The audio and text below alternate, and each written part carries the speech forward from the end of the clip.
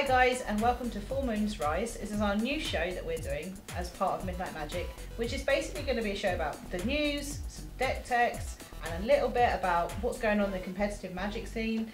Today, we're going to be talking with Josh, who's going to talk about his Tiny Leaders deck that he's got. It features as his Tiny Leader commander, Alesha, who smiles at death. So I'm just going to basically hand over to Josh, and we're just going to have a little discussion about his top 6 picks that he's got in his deck. So all over to you, Josh. I'll chip in when needed.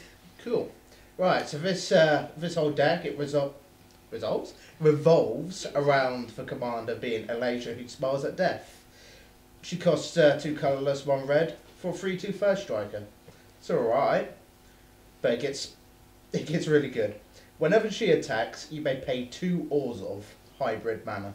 If you do, return target creature card with power 2 or less from the graveyard to the battlefield tapped and attacking. Okay, so she's got really good graveyard recursion, and you can do some sweet tricks with that. So what type of tricks do you do with it? Okay, so one of the cards I'd normally bring back would be Silverblade Paladin. Oh, nice. Yeah. A little bit of soul bond action going on there. Hell yeah. So 2 white mana and 1 colourless for a 2/2. With soul bond, whenever it says you may pair this creature with another unpaired creature. When either enters the battlefield, they remain paired for as long as you control both.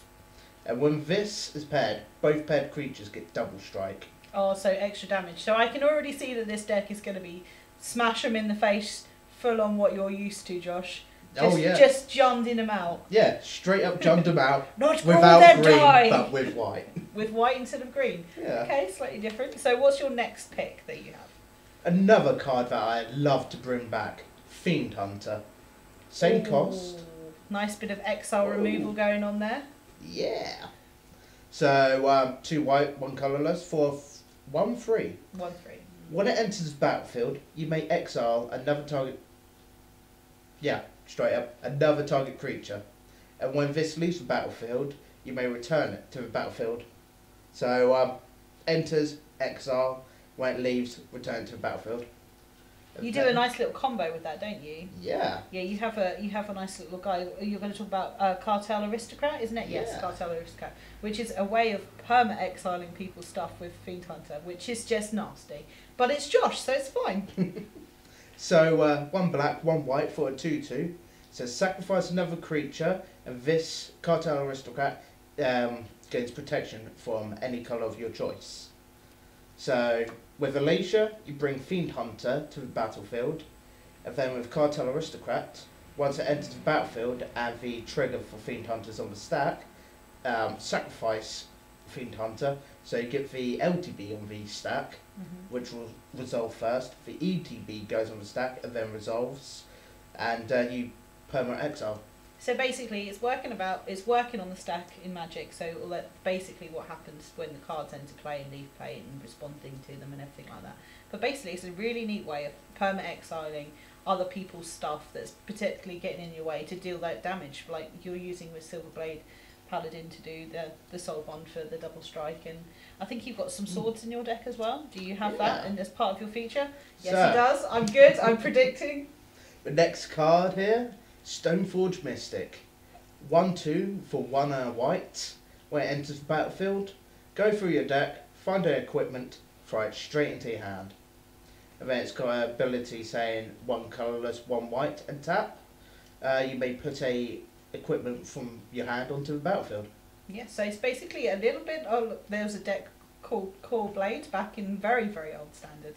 So you're kind of like making your deck a sort of a mini version of sort of a core bladey kind of aspect to it. So it's about getting your equipment out, sticking it on your creatures, getting that extra double strike damage in, and just literally just hurling all of these tiny little dudes with these giant swords on at people's faces. Yeah?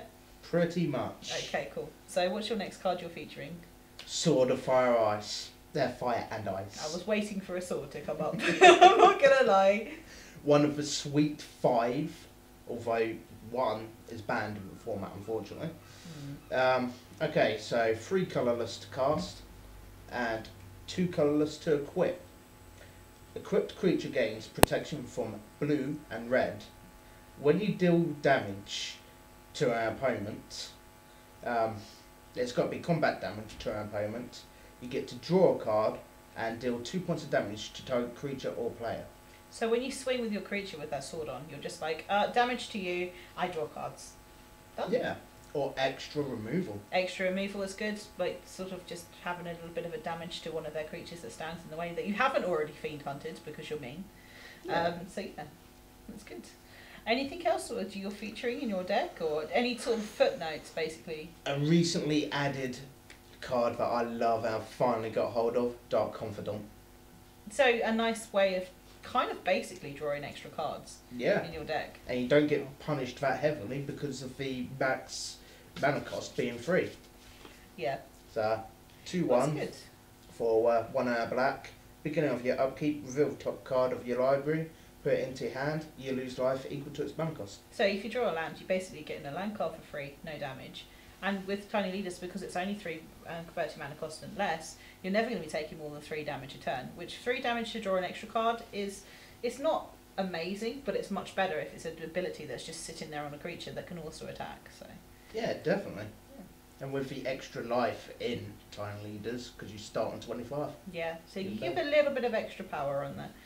But yeah, so what we're going to do is we're going to feature Josh's deck list in the description, or I'll add a link in, whichever is going to be easiest for us, so just stand by for that.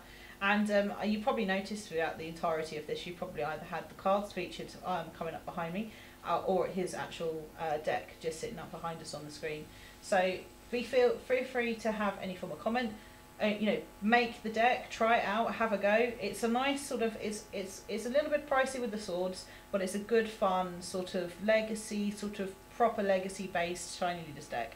Smash them in the face, play around with some equipment, just what the colours do, to be honest. Draw cards, smash, burn, remove, slam some swords on some stuff. Yeah, pretty much. Yeah. And get through to your opponent. It's a lot of fun to play, not so much fun on the other side, so not that I've ever been on the other side of the deck or anything. This is Magic. You shouldn't be letting your opponent have fun. Well, on that note, guys, we're going to end the little bit of episode here. Feel free to leave your feedback in the comments, like I said before, and try out the deck yourself. Even give it a little proxy and a test and see what it works. But thank you for joining us for our Full Moon Rise. It's kind of like a video podcast, but our little evening show that we do. And we hope you'll tune in to our next one. Yeah, it's been a laugh. See you later, guys. Be informed! We should really get a better slogan.